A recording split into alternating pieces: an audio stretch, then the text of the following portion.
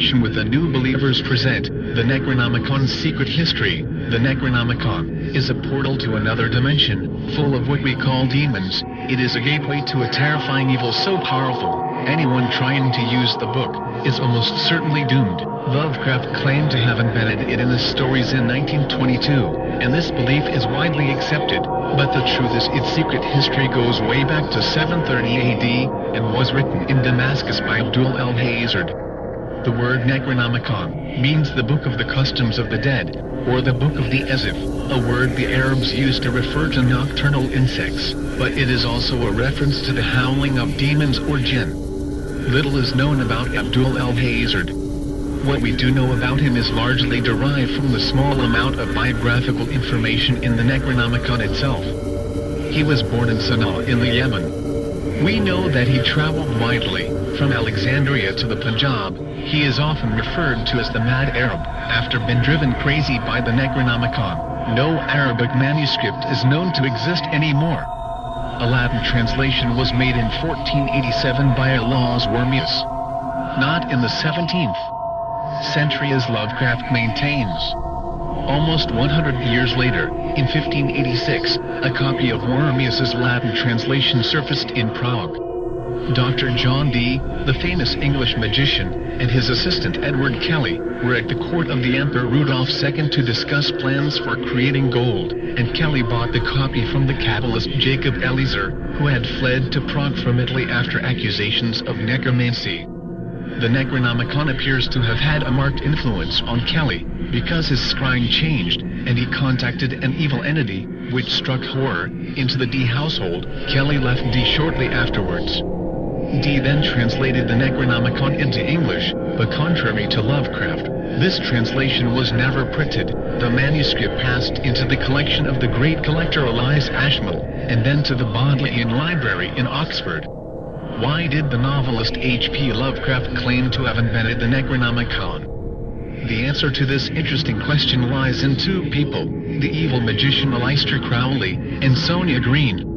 There is no question that Crowley had Dee's translation of the Necronomicon, probably while researching Dee's papers. Too many passages in Crowley's Book of the Law read like a transcription from the Necronomicon. Crowley also claimed to remember his life as Edward Kelly in a previous incarnation. Why doesn't Crowley mention the Necronomicon in his works? He was surprisingly reticent about his real sources. There is a strong suspicion that 777, which Crowley claimed to have written, was largely plagiarized from the Necronomicon. I suspect that the Necronomicon became an embarrassment to Crowley when he realized the extent to which he had unconsciously incorporated passages from it into the Book of the Law. In 1918 Crowley was in New York. As always, he was trying to establish his literary reputation. Sonia Green was a Jewish emigre with literary ambitions, and she had joined the Walker's Sunrise Club. It was there that she first encountered Crowley, who had been invited to give a talk. They met again on an irregular basis for some months.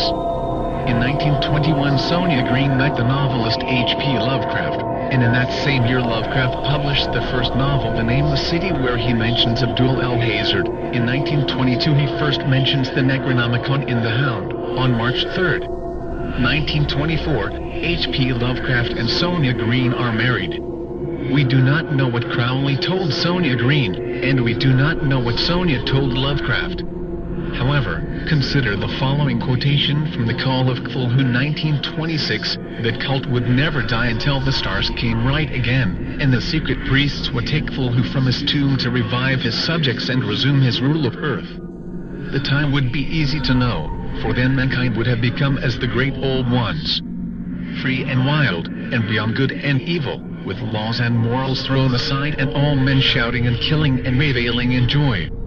Then the liberated elders would teach them new ways to shout and kill and revel and enjoy themselves, and all earth would flame with a holocaust of ecstasy and freedom.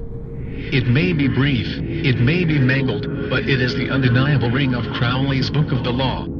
It is easy to imagine a situation where Sonia and Lovecraft are laughing and talking in a firelit room about a new story, and Sonia introduces some ideas based on what Crowley had told her. She wouldn't even have to mention Crowley, just enough of the ideas to spark Lovecraft's imagination.